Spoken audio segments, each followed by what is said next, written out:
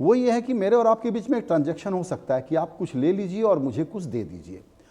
تو مودی سرکار کی ابھی کی ویلفیئر پالیٹکس انسٹنٹ کام تو کر کے دے رہی ہے, لیکن جو پراسپریٹی اور گروتھ کے لیے ضروری پالیسیز ہیں, جو بڑا کام کرنا ہے جس میں لوگ آ کر کے یہاں پیسے لگائیں, اس میں ابھی بھی روڈ بلاکس ہیں. تو welfarism will play as a good politics only up to a point. Do you agree? Okay. I will agree in the following sense. First of all, broadly, بات ٹھیک ہے. And اگر آپ روزگاری کی میں پہلے بات کروں, which is related to what you're saying, کہ سب سے زیادہ روزگاری کی بڑھت ہوئی ہے 2014 to 24, اور اس سے پہلے 99 to 2004. دو episodes, political episodes, political role, both by the BJP NDA. بیچ میں یہ جاب لیس گروتھ کب آیا؟ 2004 سے 2011 میں جو ہمارے پاس سرویز ہیں, سب سے کم روزگاری بڑھی. یہ لوگوں نے سوال نہیں پوچھا, which is related to your elite کا جو آپ سوال کر رہے ہیں, کہ ابھی تک لوگوں نے اس کی بات نہیں کی. یہ کہہ رہے ہیں کہ روزگاری نہیں ہے. ارے ریکارڈ دیکھو بھائی. اب یہ آپ کہہ سکتے ہیں کہ دیکھو سادہ ڈیٹا جو ہے یہ غلط ہے, وہ میں مانتا ہوں اگر آپ وہ کہیں, مگر وہ نہیں یہ کہتے. وہ 2004 سے 2011 میں کہتے رہتے ہیں کہ گروتھ بڑی تھی.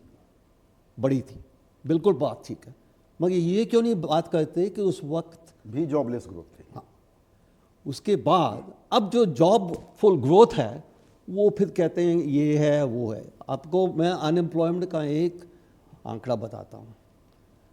ہمارے پاس سرویز ہیں 1983 سے, امپلائمنٹ ان امپلائمنٹ سرویز. اگر آپ سب کو اینالائز کریں, کوئی 10 سرویز ہو گئے ہیں, تو 30 سال کی عمر کے بعد ان امپلائمنٹ ریٹ 1%. جو مرضی آپ سال لے لو. تو کیوں؟ اور یوتھ ان امپلائمنٹ مطلب کہ آپ 15 سے 29 سال تک ہمیشہ بڑھی ہے. تو اگر آپ آج دیکھیں اور 2019 میں دیکھیں کہ ان امپلائمنٹ یوتھ کی تب تھی کوئی 14%, اب ہے 10%. تو میں یہ کہہ رہا ہوں کہ اب اگر آپ امپلائمنٹ کا دیکھیں, fastest job growth ever in India, second fastest job growth 99 to 2004. What was common? Infrastructure investment. Right. And that is likely to continue. Now, coming to your welfareism versus growth, I think we all have to take a look. This welfareism cannot go on forever. Ye aap keh rahe hain.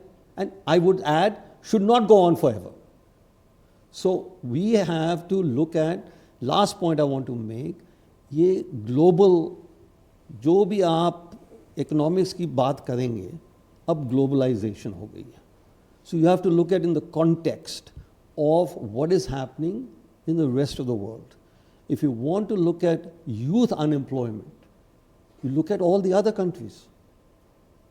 10%, 15%, 20%. And you add inflation, post-COVID No, inflation in other countries also. Inflation, we've got a very good record. Yeah. Okay? So that's not the problem.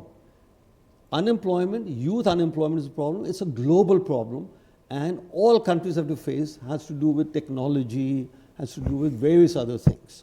So the reason the welfareism has been there, and in a very, very pronounced and successful way, is to ease this transition in the global world. Right. And we've done it better than any other country.